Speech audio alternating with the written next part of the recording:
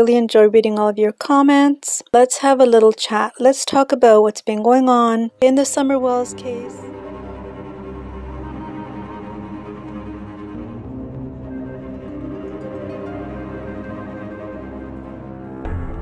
What about this call allegedly that Hunter says came in? Well, he said there was a call that Dawn made to you while you were in line at the prescription. Did that happen? He called me and asked how everything was going.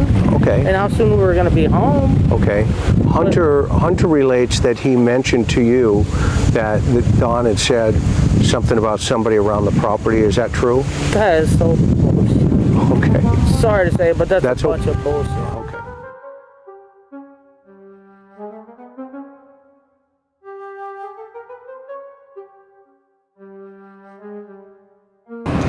And then we handed a prescription. They said about like 10, 15, well, it's going to be 30 to 35 minutes. Okay. But I was saying the line was long. Okay. Because you have Who went inside the store? Nobody went in. We went through the drive-thru. Got it. The drive-thru. And then while we were in the drive-thru, her husband calls her talking about this dude named Andy or Andrew on the property that's been there for like a week or so, she told me, that keeps stalking the little kids. All I heard was... And how did you hear it? I heard because I asked her why he called. Okay. The only thing that she told me from the phone call is that there was some dude, Andrew, Anthony, Andy, whatever it was. Okay. Just the name A. Okay. That's all I remember. Is that he's been up on the property for a week or two trying to, like, I guess she said touch the little kids. That's what I was told. He's trying to have what? Touch the little kids. Touch the kids? But then she told me about that. I was like, how does he even know that if he's supposedly working? And what did she say? I didn't say that. I was just saying in my mind. And in your mind, what did you come to? What did you deduct? Deduct? I thought that was just suspicious. Really? Yeah.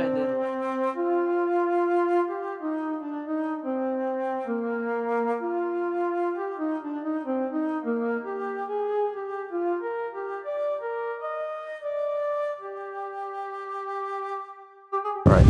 Okay. So where is? I don't mean to get upset, but when something you're like that, here's the good news. Okay. This is your daughter. I know where my husband was. Okay. But you have every reason. Don't apologize. No, I'm just. Okay.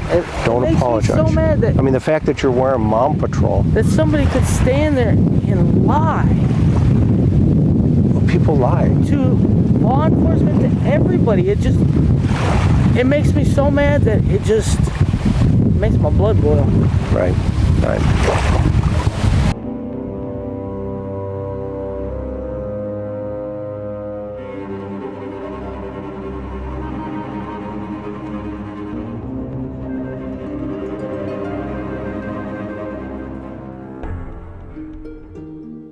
You see that there is an example there of what I'm going to be talking about, and that is the creepy guy in this story. Who is it? Who is the creepy guy, and why is it that Dawn called Walgreens? What exactly is it that Hunter overheard? Can we believe that he did hear something, that there was a phone call, that they were talking about something along those lines of a creepy guy, of some guy on the property, I'm thinking that it was kind of like a broken telephone kind of thing, because I'm guessing that Candus didn't tell Hunter exactly what she was talking about, that maybe she just gave him a story just to keep him quiet, just to not let him know really what's going on, but to explain away what the conversation was, what he heard. So he heard a part of the conversation that was had, but he didn't hear the whole thing. So Candus would want to explain away, just to satisfy him. She said that there was some guy who had been on the property, and then that got confused with the guy who is the drunk who goes there sometimes, and he kind of just sleeps it off. And that guy is the one who was interested in the grandmother. But that is not what Candus and Dawn were talking about at Walgreens. So that is something else. And so what I'm thinking is that now we know that there was an issue with CPS. We know that there were many, many calls made to CPS, too many to count. And that is what we hear from Allison and from Leslie and from the grandmother. We don't get to see Allison's mother, but they do refer to her, and they say that she didn't like Candus. And she's probably another one who did make some phone calls, probably to CPS, probably. Now, back to this whole creepy guy. So what I'm thinking is that Dawn had called. He was concerned. It was in the afternoon when they were at Walgreens. But that call, of course, would be registered on the cell phone. And the investigators could confirm that, cross-check that it is on Dawn's phone and that it is also on Candus's phone. And, how long they talked. Were they actually at the Walgreens when that call came in? And Hunter says that he was there, and his phone would show that he would be in that location as well, with the ability to overhear the call because he was in the vehicle at the drive-thru. So, of course, he would be able to hear some of the conversation that Candus had with Dawn, if it is Dawn. But I'm going to say that, yes, it was him. And I'm thinking that what they were actually talking about was the major concern or complaints that had been made to CPS having to do with Dawn, that he is the one who was maybe doing things, that there were complaints about him, and this was the confusion that Hunter thought that the conversation was about something else, and then Candus went along with that, and she said that it has to do with some guy that has been at the property, but in fact, they were really talking about the issue that they were facing with CPS. And so Don was very aware of that, and he was aware that he couldn't afford to get any more issues with the law. He couldn't afford to get any charges. And if something had come up for him, then he would end up in prison for something like that. Because Summer was 5 years old. At that age, he would have had major federal charges, for any kind of neglect or abuse that she had been suffering. I guess you know what I'm trying to say, that the conversation which Candus and Dawn were having, that was having to do with Dawn. And Hunter just doesn't know. Hunter doesn't realize what they were talking about. He's confused. And in his, I guess you could say he was not naive, but he shouldn't have brought that up. And so Candus she just says that it wasn't true, that it didn't happen, that she doesn't know what the heck he's talking about, that her and Dawn didn't talk about that, but he is, being younger, and he just goes right into it. He goes into it. He's more naive, and he just blurts it right out. And of course, that is something which Candus wouldn't have wanted to be let out. But unfortunately, she was, involved with him during that day. And so he doesn't really hold information in. And so that cat got out of the bag. And so I'm thinking that is a major piece of the puzzle on that day. And it has to do with the creepy guy who is, you know who it is. I'm thinking that creepy guy is Dawn. And he was either one way or another. By now, of course, if it is true, there's no way that he would be able to keep that secret from Candus. I'm doubting that he could keep it a secret. I would think that she would find out. I would think that the grandmother would be suspicious as well. But he would somehow, if he could, he would be able to sneak onto the property. If he made that phone call to find out when Candus would be back, he wanted to know what was going on. He might have asked Candus to run an errand, to pick something up, who knows what. Candus might have stepped away from the property. as per Dawn's instruction, request. He might have requested that she do something. She might not have been there. Or the other possibility, like I said before, she may have arrived home and then decided to have a drink. As Dawn says, she drinks after 5 and then she's out until morning. Is she won't smoke during the day. Okay. And she will not drive and smoke because she's so afraid that she's going to get a DUI and all that, and so she will not touch it. Okay. But she'll smoke a little bit at night. If she has a few drinks, she might smoke a little bit, and then she's going to bed. That's it. End of Candus. Okay. Till she wakes up in the morning, and then look out. Got it. And then... And so he might have taken that opportunity while Candus was, inebriated, I guess you would say, or relaxed or whatever, one or the other. Either she was drinking or she had stepped away. The mother had stepped away from the property. One of those two things happened. Dawn sneaks on. He is able to do that because he is familiar with the property. It's easy for him to do that. And if somebody had seen him, he doesn't have to make an excuse for going to his own property.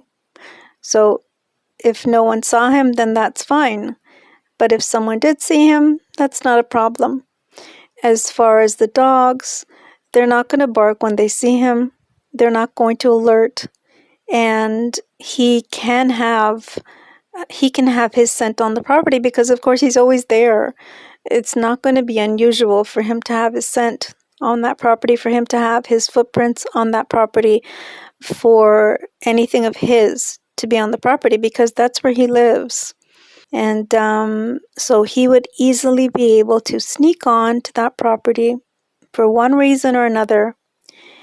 Now, because of what happened with all of the information that came out from Mary, we find out that he has that propensity or whatever to, with that 5-year-old, he has a way of twisting reality because he says that basically he says, let me play this little clip for you.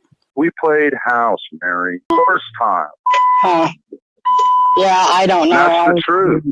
That's the truth. I swear on a stack of Bibles to that. She's the one that initiated the whole thing. Right. It was her.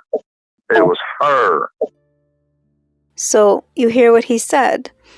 He flat out blames it on the 5-year-old that it was her doing, and that is completely insane.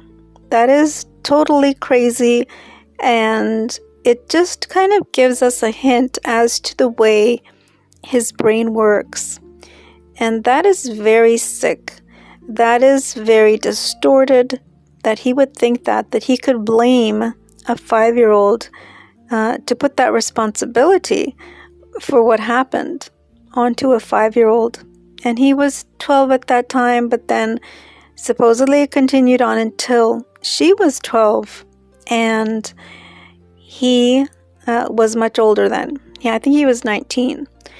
And so, that just, if you take a second to realize what that means, just the thought process that he has going, that the mind that would actually think, to blame a 5-year-old for that, to take the responsibility. So, that's an insight which we have into the way that he thinks. And if he had that same process, the same line of thought, the same way of thinking with his own child, that is recent. He recently said that. And if he is still thinking that way, and that is what it leads us to believe because he just said it, then would he take that same attitude towards another 5-year-old? And in this case, we have Summer. Summer is the 5-year-old in this case. And so, why would we expect that he would think differently? Because we hear from the experts that these people have a very difficult time to actually change, that they don't change. It's the kind of sickness that will last with that person, that it can't be changed, that there's nothing that can be done. They can't, see someone, and they can't get rid of the problem with therapy. And so the only way that they can avoid the problem is to stay away from kids. That is the only way that they can avoid that problem. And so we have him talking about who he thinks might have done this. And he says that he thinks it's some kind of what was the words that he used? Like a creepy hillbilly junkie kind of thing, druggie, and who kind of snuck up. And, I think he is like a hillbilly, and he is the one who's had issues with substances, with drugs. And he said he admitted that he was doing that in his past. And so, it's just all too much, because everything is overlapping. Everything points the arrow towards him. And it could be that at first, this is a possibility, that maybe at first Candus didn't know what happened. And when we see them sitting in that first interview, when he says that it's possible that Summer is not alive, isn't that when Candus looks over at him kind of in shock? As if at that point she might think that the possibility is there, that Summer is alive, but yet Don is already talking about her in the past tense, and he's already saying that he knows that she's no longer alive. Love nature, and it's that's my greatest fear, that she's not able to do any of these things anymore, or that she could possibly, I don't want to think she's dead, but it's a possibility. I don't want to address all the negativity. I just want to focus on the positive, because it's so easy to get, lost in that negativity and stuff, and it's just not worth it. So I'm just, I appreciate y'all, the good things you say, and your prayers. That's awesome. When my sister went missing, I was in between Arkansas and Tennessee. I don't know all of what happened or what did happen, but I hope that they find her too and bring her home safely too. Well, yeah, there's nothing. She disappeared without a trace. They haven't found anything, haven't found a body, nothing. And when you see cases like that, that's why I lose hope on Summer. I want to keep hope, but sometimes I lose hope. Lose it. And I think, well, maybe we won't never see her again, so I start thinking in past tense, sorry. But I'm trying to keep hope up. I'm trying to keep my prayers up and all that. Could be that the reason why is because he has knowledge, which is making him refer to her in the past tense. He took over. He's the one who decided to give all of the public relations, I guess you would call it. And Candus, who's the one who was there with her all day, she took a back seat. Why is that? Why would she take a back seat if she was the person who was actually there? The grandmother might not know everything. The grandmother might now be aware. After all the time that went by, I would doubt it if they didn't know. How could they not know? Even if the father is keeping secrets, they would have gotten it out of him. Now, there are people who think that it's not Dawn, that it is Candus and the grandmother who know exactly what happened. But that doesn't answer, for me, it doesn't really fit in all of the pieces. It doesn't fit in as far as the call that came in at Walgreens. How can you account for that? On the very same day when she goes missing, you have Dawn and Candus talking about some creep who's on the property, and Hunter overhears this. And I think that it's got to have something to do with this case. that is the day when Summer went missing. And I just can't leave that out in the equation, trying to figure out what happened. I think it's got to have something to do with this disappearance. They keep stalking other kids. Who's that? Some dude named like Andy or Andrew. I have no idea who was. Okay. And why did Don call? I have no idea. He just called. I don't even know if he was working at the time. Okay. But if he was working, he obviously wouldn't know that there was some dude looking at the little kids. This dude named Andrew, Don calls Candus and tells her about, I don't know if his name was Anthony, Andrews, or something with an A. And tell me about that conversation. All I heard was... And how did you hear it? I heard because I asked her why he called. Okay. The only thing that she told me from the phone call is that there was some dude, Andrew, Anthony, Andy, whatever it was. Just the name A. Okay. That's all I remember. Is that he's been up on the property for a week or two trying to, like, I guess she said touch the little kids. That's what I was told. He's trying to have what?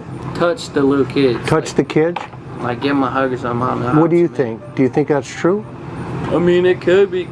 People might underestimate the ability which the father has. He is able to talk about various things. He's able to switch up the conversation and take you in a different direction. You might say, okay, he's not very smart, but I think he's very sneaky.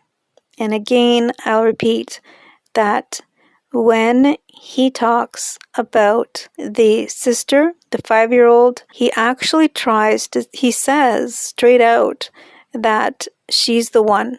He blames her for that. And he does admit to it, that it happened, but he tries to say that it's nothing. That he says that they were playing house. She has a different perspective about it. She's very upset about it. And it's completely different. How come she doesn't feel about it the way he's saying, And so it's just that you really can't trust him because it seems like his brain, his thinking is all distorted. He has a way of thinking which I guess you could say it's disgusting. It's disgusting, it's distorted, it's very concerning. It's just wrong. It's wrong that he thinks it's okay what happened. Because it's just not. And nobody wants to have their 5-year-old treated like that. And nobody will stand for that, right? I mean, when you think of a 5-year-old, basically they're not a baby anymore, but they're almost like a baby, 5 years old. They're just out of their toddlerhood. They're just starting school. And I guess a lot of you have children and when a child is 5 years old, you know how young and naive and innocent that they are, and you don't want to have some creepy person, some creepy guy, it doesn't matter how old he is. There's no way that you would allow some creepy guy to mistreat your child, your 5-year-old. And if he thinks that's okay, how would he feel if somebody did that to his daughter? Is it okay for some other 12-year-old to do that to his daughter? Does he actually think that? And it seems like the person that he's talking about, it seems like it matches himself after we find out the very same things that we hear about him, So that is why I have to question if Summer was safe in that house. We see the conditions that she lived in that basement. And is that, did they take any care when you have a child? Do you throw a mattress down on the floor, on a dusty cement floor, just throw it down there and have a dirty sheet for that child just to sleep like that? I mean, it's like I can understand people that are poor. I can understand not having money for all the best things. I can understand not having a beautiful house. But, to get a bed frame, to get a clean mattress, to get, a nice blanket, a headboard, something, put up some paper or some curtains, just to make it more humane. I guess you would say that's not really humane because it looks like, I guess it looks like the jail cell that he's probably in now. It's just concrete, and it's dark, and it's dirty, and there's no care that went into it. And I doubt that even one of you would prepare a room like that for your daughter or son. You wouldn't want that.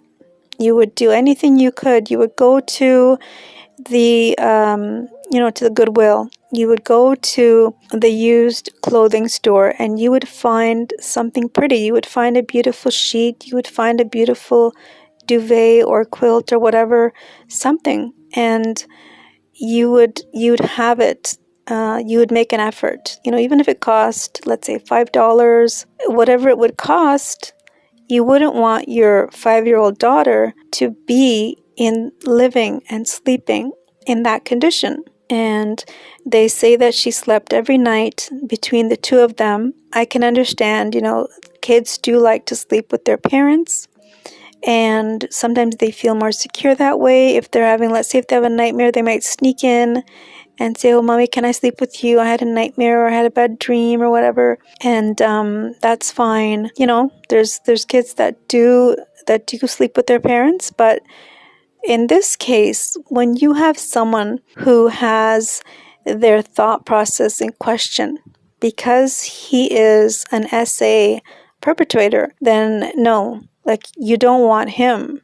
You don't allow him to sleep with your 5-year-old daughter, because he has a distorted way of thinking when it comes to 5-year-olds. So, that's a big no-no.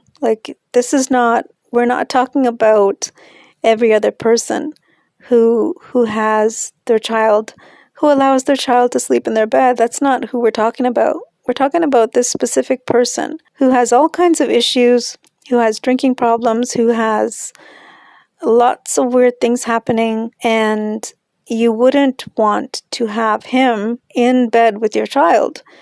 And the way that I see this, I do think that he could very easily take advantage of the mother.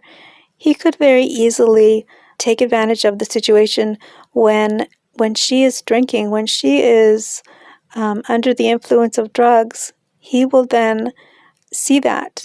He will have the opportunity to sneak in and to do whatever it is that he wants. He might take the child and bring her somewhere. He did say that for the first 18 months, she wouldn't go to her mother. And I think that is very strange. Now, you guys tell me what you think about that. But I think that is, for me, I just don't understand how that can be. How is it that he worked if he was with Summer for the first 18 months? What was Candus doing for the first 18 months? So does that mean that he didn't work for 18 months? Because when a baby is that old, they need constant care. You can't just leave them all day and go to work. They need full-time care. So does that mean that he didn't work for 18 months? And, that puts in question, again, where was Candus? Why didn't Candus watch her? Did he do that on purpose? Was he trying to, get Summer to know him more than she knows her mother? Was he trying to create a situation where he would have more possibility to do something strange? And why would Candus allow that? Why would she allow her baby, or why wouldn't she be with her 18-month-old baby, from birth until 18 months? I don't really want people to comment and say that it's fine, because their husband watches the baby. That is fine. That's great. But here we have a situation where this man is in question. His judgment is in question.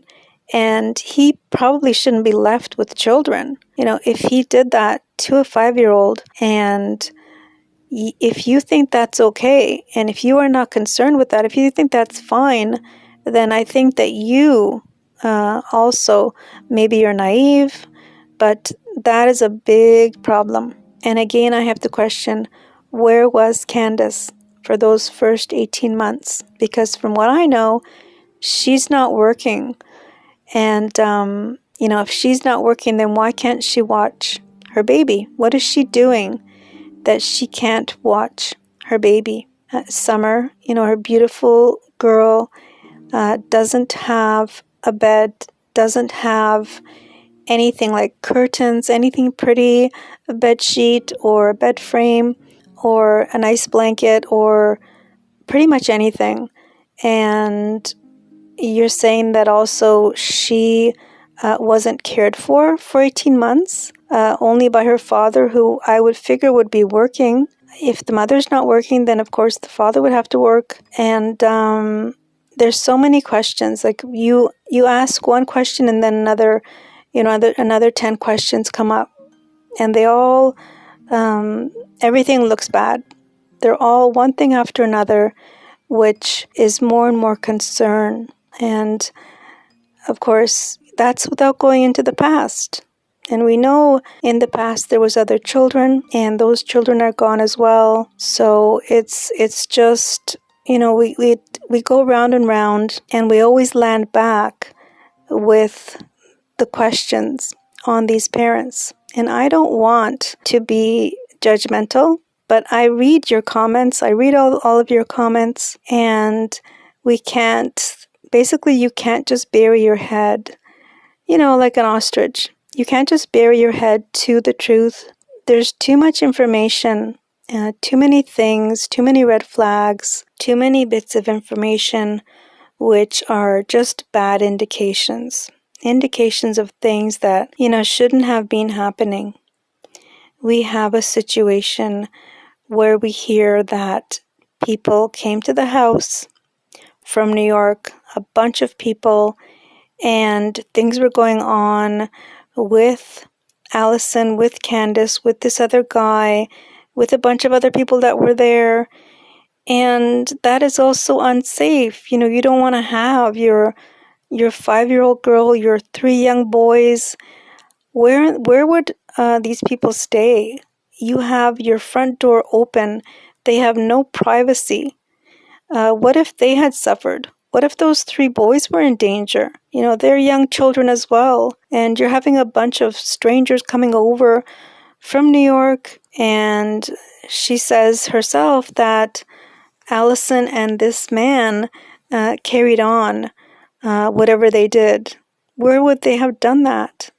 In such a small house, there is no privacy. So are you telling me that you had young Summer and your young boys, all 3 of the boys, they were just there? Meanwhile, you had all these people doing whatever, this kind of behavior. And okay, we have to mention it, of course. I don't know about you guys, but I think that it's wrong for children to be put into a situation where they have to live with adults who are abusing substances. And that is what we're hearing about. So that simply is not okay, that these kids were living in the midst of all of this abuse of substances. I guess they didn't know anything else. The kids wouldn't have known anything else. They wouldn't have complained.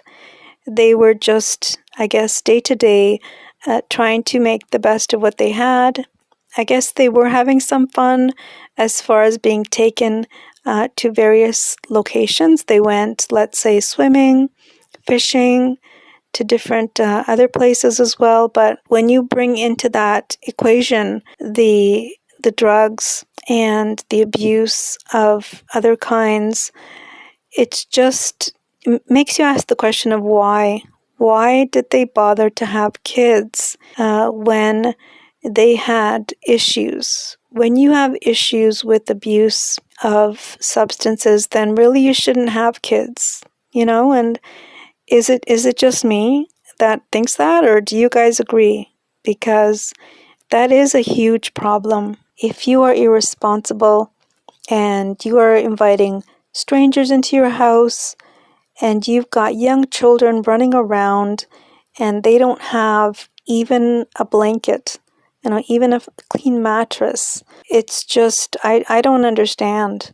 And like I said before, I don't want to be judgmental, but I mean, isn't there a limit? Isn't there like a basic standard? Like if you're going to do something, you've got to have standards. And it's fine to be poor. And I'm not talking about being poor. I'm talking about, using substances and abusing substances and not being responsible. You can be poor and have a clean house. You can have an old floor but have it clean. You've got it swept up. You've got the window open. There's sunshine. You have cleaned your laundry and you have clean sheets. Even though you're poor, and there's so many ways to get help if you can't afford basics.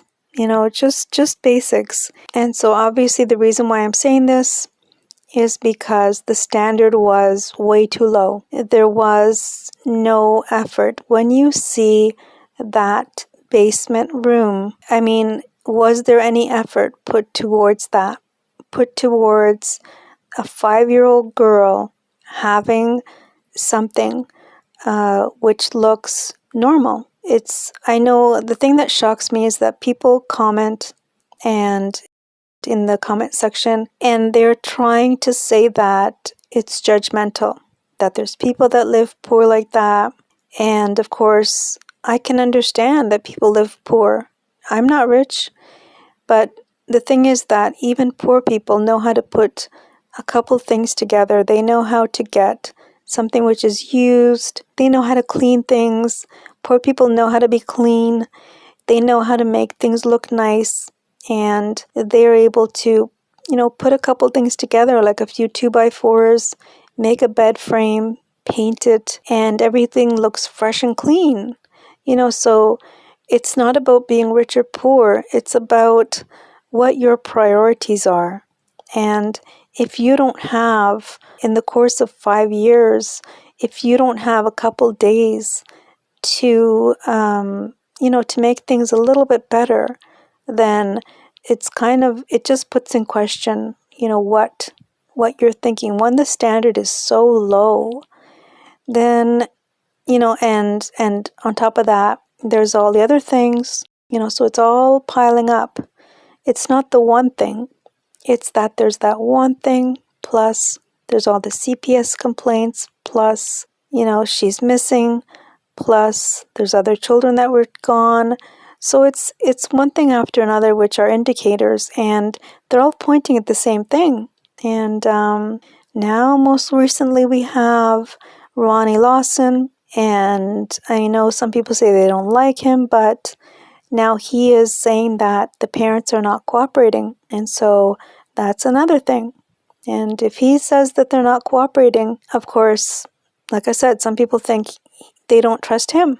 Some people say that they don't trust the sheriff, but, that is another indicator that he also is willing to publicly say that, he's casting shade on the parents, basically.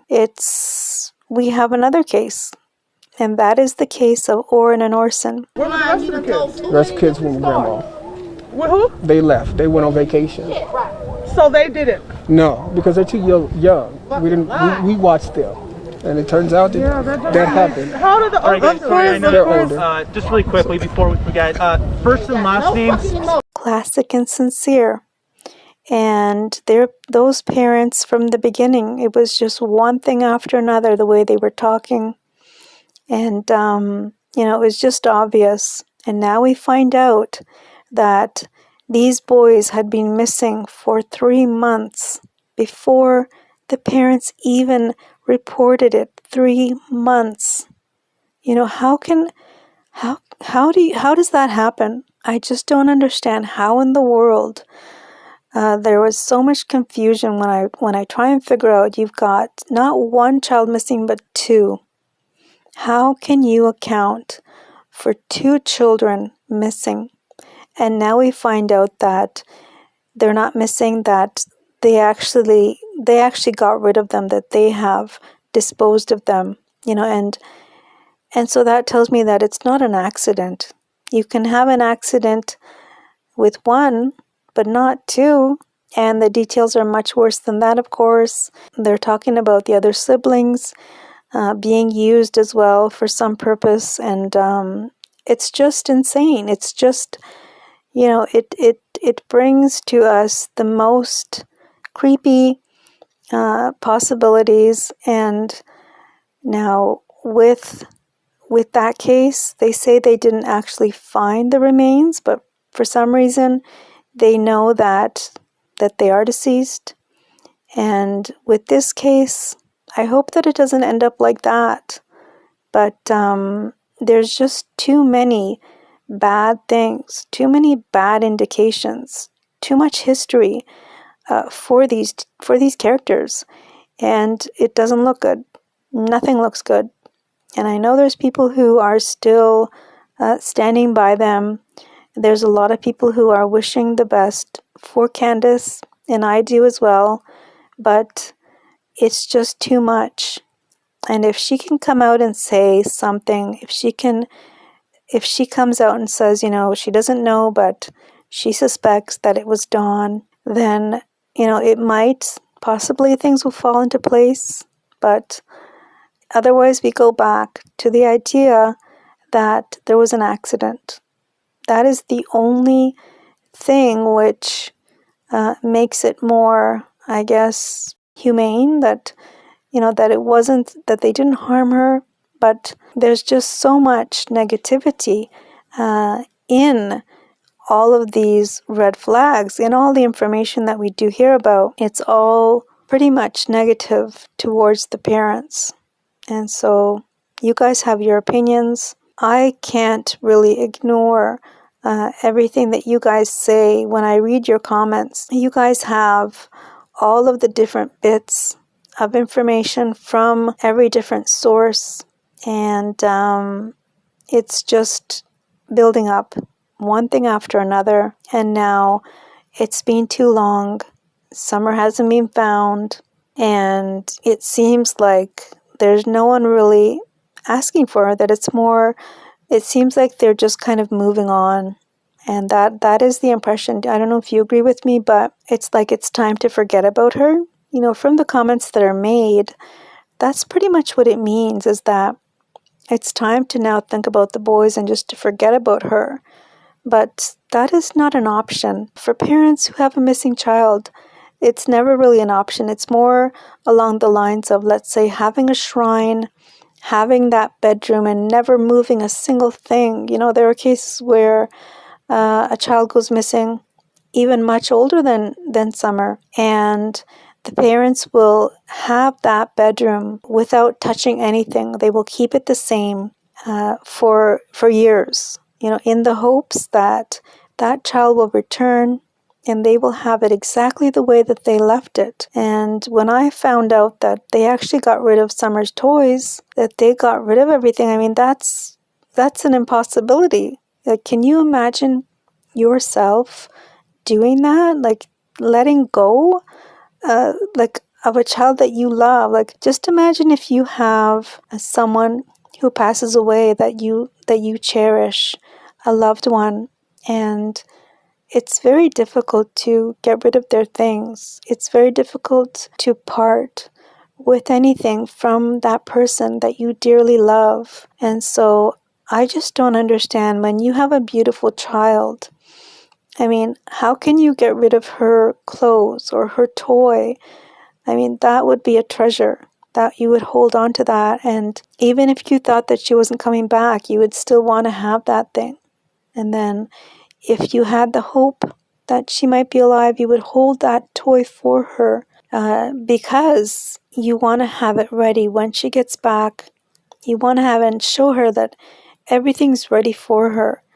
And that is a sign of love. That is a sign of caring. And this detachment, it just goes along with the whole other, with all the red flags. So that is going to be piled on to the other bits of, concerning information, and again, red flags. That is what that is. So I don't know how you guys see it. I know a lot of you there was a comment that someone said that they think that Robin, they have this idea that Summer was taken for her own good, and that she was not adopted, but that she is somewhere safe. That whole idea, I just think that by now the TBI would know that if somebody did that for Summer's safety, that they would, in secret, they would get in touch with the TBI to let them know that Summer's fine, you don't have to look for her, we have her, and we don't want to tell where she is because we want to keep her safe. But nothing like that has happened. So how do you guys account for that? You guys who think that Summer is somewhere safe, how do you account for the TBI not knowing that happened? And that would be great. That would be a great outcome. And I hope she's still alive. It's just the behavior of these parents that makes me think that she's not. And they've pretty much closed the doors from the beginning. So, it's just strange. And then we have the sheriff who has this idea. They're searching close to the property. He has wanted the vicinity, the neighbors within that community to search their properties. That was the idea from the beginning, and they keep going back and searching in the same locations. So, what is that telling us? What does that mean? They have suspicions either on the family having put her somewhere. Some people think that it means that Summer walked away, and that is why they keep searching close to the property. They themselves will not allow for that. They don't leave the door open for that possibility. They're saying no, that she wouldn't walk away. And I thought at the beginning that it makes sense. She's kind of outgoing. She's very friendly. They say that it was her downfall. Being outside was her downfall. So why is it that she can't walk away? Why can she not be going and walking down to the driveway, for example? Maybe she followed one of the puppies. How about that? How about she was playing with those puppies and chasing them around, and she followed one of the dogs down the driveway to the road? The parents could have said, yes, that she does walk down that driveway, and she does play with the dogs. That's obvious in the photos. So maybe she walked down to the driveway, and somebody saw her there. But they're saying no. They're saying no, that she wouldn't leave her swing. Why are they saying that she wouldn't leave her swing? I just don't get it. So anyways, guys, these are some of the frustrations that are part of this case. We go back to the searches, and they're always there, searching very close. I had the idea that whoever has her or whoever took her would have taken her out of Tennessee. And there are cases now, more and more we're hearing about this whole trafficking thing, and Summer was very beautiful, blonde with blue eyes, and she was on social media. She was plastered all over Facebook. They say that it's not really safe to have your children, shown on that website, because there are some creeps who go around and they watch, and to have a beautiful child, plastered all over there, it's just not safe. So, and then to have her on TikTok, swimming or whatever, dancing in front of that for sale barrel, that's not a good idea. If you guys have kids, I bet you're not going to be doing that, so let me know what you think. If you think it's okay, if you think it's not a problem. I think that it is a problem. And I think there's a lot of people who would agree with me. But it doesn't matter. It doesn't matter what I think. It doesn't matter what I say. It's basically all we can do is look at the facts. Look at what we do know. And I think each piece is going to add up, and eventually it'll be a piece of the puzzle which will give us the answers and the full story of what happened to Summer, because that was her life. It's all a part of Summer's life. It's kind of heartbreaking when I envision that basement. Would she go down to play there? I mean, is that the kind of place, in the summer that you would want to go and play? It doesn't look like there were many toys there, and it just doesn't make sense. Like, where is she going to play sitting there? And I think it would be more likely that she would be outside, I guess. But, it's just so dark down there, and I just don't get it. I just don't get it. It just doesn't make sense. So maybe you guys can make better sense of it than I can. Maybe you guys think that it's normal. Maybe you think that it's okay to have that kind of living condition for a 5-year-old girl. Maybe a lot of you are going to say that it's fine. We can all have our own opinions. And, it's not going to be perfect. There's always going to be questions. There's always going to be contradictions. We don't have to have the same opinions, but these are the things that stand out. I think that when the truth comes out, as they say, hindsight is 20/20, and then when we finally do have the answer, we're going to say, hey, look at that. This isn't true. That's what happened. That is how that fit in. These are all the lies that were told, and that's what's going to happen. So, guys, let me know what you think. Let me know if you've changed your opinion, or if you think that I'm wrong, if you see a different possibility, if somehow, if this whole idea about Summer being taken and safe, do you actually think that that's still possible? I would have said yes, but like I said, with all the behavior and red flags, it kind of leads me to look in the direction of the parents. So, but anyway, so that's it for now. I look forward to reading your comments, and I want to thank you so much for joining me. Like I said, just let me know what you think, and hopefully we will have some answers soon. And I'm just going to hope and pray that there is a chance that Summer is still alive, and let's all pray and hope that she can be found. If not, I hope that somebody does the right thing, and that you call in a tip for Summer. For the sake of Summer, if you had any love for Summer, if you have any shred of human decency, call in a tip anonymously and give that hint for the TBI so that Summer can be found, and so that we can kind of put this to rest. And until then, it's just going to go on and on. So anyways, guys, like I said, thank you so much for watching, and I will see you next time. Bye for now.